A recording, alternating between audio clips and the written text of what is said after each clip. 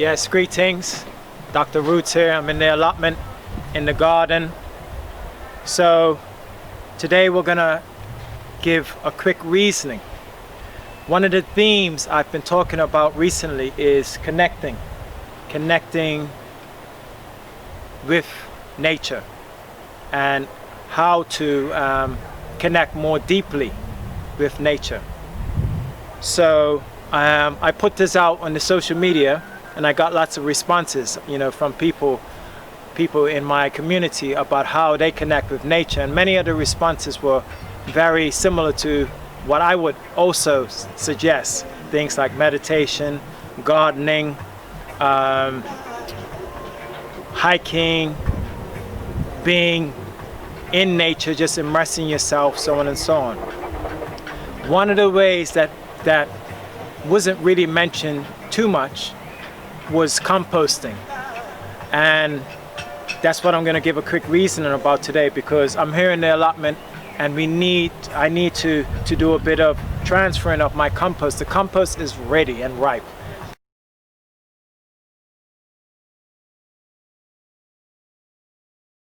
So I'm going to show us and walk us through very quickly the process of composting, why it's useful, and how it allows us to connect more deeply with nature, and in the process connect with ourselves. So what you see here is my little compost pile. Now, while it might look like a pile of just rubbish, vegetation, it's actually a compost in process. Okay.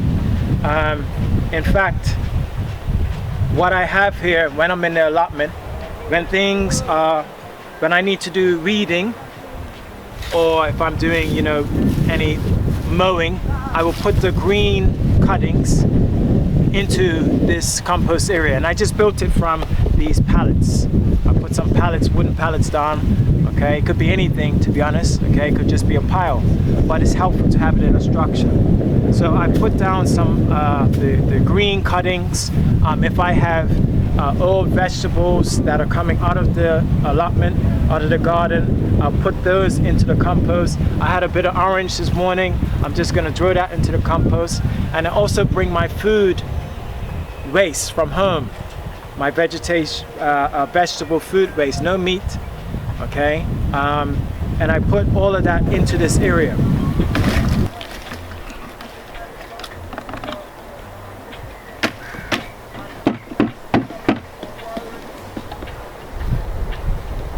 And I just pile it up.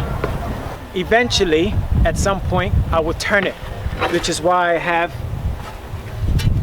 two sections. I have one section here for the compost to build up, and another section here where eventually I will take this and I'll take it and I'll put it into this part of the compost. And that process will continue for several months, if not for the whole year. You take it, you put it in, you take it from here, put it back. And the decomposition process, the natural decomposition process, will then happen in situ with the compost. So now inside of here, this is just the surface, but inside of here you will have lots of vegetation that's been rotting down. Now, a lot of people very quickly, they don't like to put wood in their compost because wood takes a long time. The actual wooden part takes a long time, but I don't mind putting it in. It just means I need to turn it more, and I'll leave the wood in there and just allow the wood to break down. I also add in old leaves, so when the leaves fall in the fall, in the autumn, and they're collected on the streets, I'll take that and I'll put that in the compost. I also put in any animal manure that I might have to get access to, horse manure. And the final product, when the compost is finished, so if we can just come around here, is you'll see it now breaks down to soil. The challenge now is that the soil, the compost, contains lots of sticks, okay? Lots of debris, stones, and so on and so on. So in a minute, I'm going to show you the process of how to actually process this, environmental engineering technology, of how to process this on a primary level to a usable soil, okay, and a usable food, okay, because it's all about giving food. But on the metaphysics of this and the connection, really the process of composting allows you to observe the cycles of nature. It allows you to see something going from a macro structural form, aka the organism, the plant, to a micro structural form, aka the base from which that same plant or more plants can grow. And when you are in touch with that process, it allows you really to connect deeply with nature. One of the most beneficial things that we can do for Mother Earth is to compost more. And one of the most favorite things for me to do is to create compost, because you can put your own fine touch in. You can add seaweed, you can add, you know, eggshells, coffee grounds, leaves, as I said, many different things.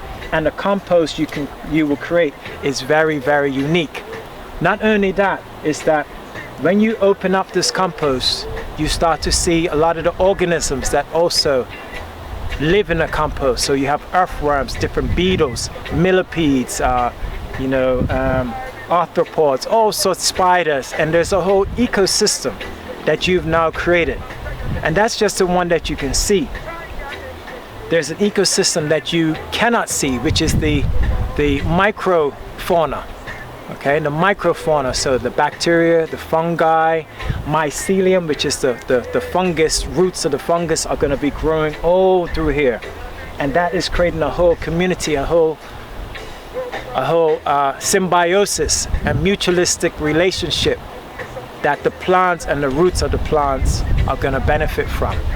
So this is a way that we can really connect and feed the plants in the allotment. Now, how can we process it?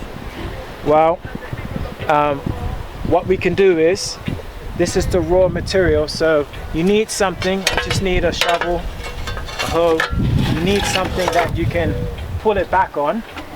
So I'm going to put a piece of wood here.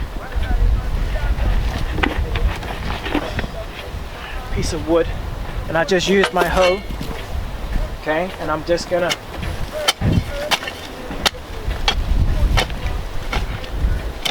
get the compost. And you can see how rich and how dark. Okay, how dark, how full of organic material that compost is. And this is from, you know, over a year of this little volume is a pyramid, because you would have had a huge amount of volume like this pile that's now decomposed down to a much smaller pile. So all of those nutrients have been concentrated into this this pile of compost and pile of soil, and lots of microorganisms I can already see. So we're just gonna sift it now. Now I made this sifter. I just using a crate and some chicken wire, some wire. This wire could actually be a bit finer, but this is fine for now. And I've just wrapped it in. Okay. So I'm gonna take the compost. I'm just gonna wrap it in.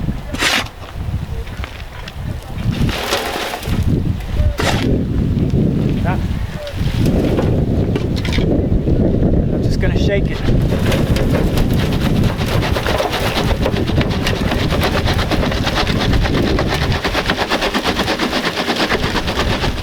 Okay, any big pieces? Yeah. So any big pieces you can just, and this I'm not really gonna bother with. I'm just gonna take this now. I'm gonna dump this back into here. Okay, and that will continue the composting process. In fact, what that does is it will seed this pile with a lot of the bacteria and fungi that needs to be in here in order to break this down. So that's a good process. Okay, and I would just keep doing that. And what I'm going to do now that we have this compost, okay, I'm going to use it to feed. So right now over here I have some squash growing, a few squash growing here in the garden. So I can just take the compost and I'll just put it around. Just put it around. Doesn't have to look pretty.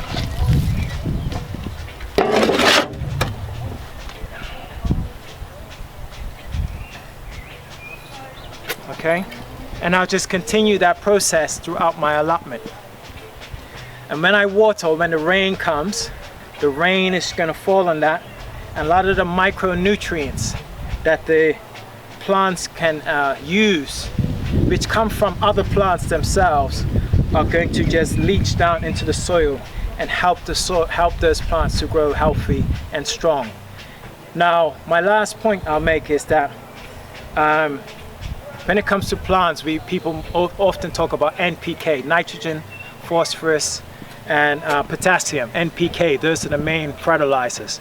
Nitrogen is what you need for that good, fast growth. Compost doesn't generally contain lots of nitrogen unless you're using certain plants, okay, certain high nitrogen plants. But what it does help is with the P and the K, and it helps the plants to have very strong root structures. Okay, and with the root structures, you're going to get very healthy plants. And there's a lot more of the science that you can go into as far as what minerals the compost actually provides. So on a deeper level, just to finish, it's all about the roots, and it's all about connecting. And when you're able to observe the process of creating what is in itself a living material, you'll see little worms and all sorts of living creatures existing in this compost. You might not be able to see it on the camera, but I can see it.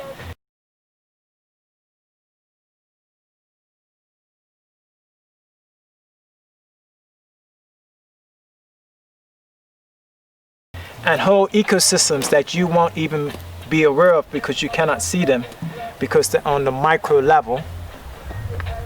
This is a really intense way of connecting with nature, with gardening, with the process of feeding the earth, feeding the plants without chemicals. So this is Dr. David Roots. Give thanks. One love.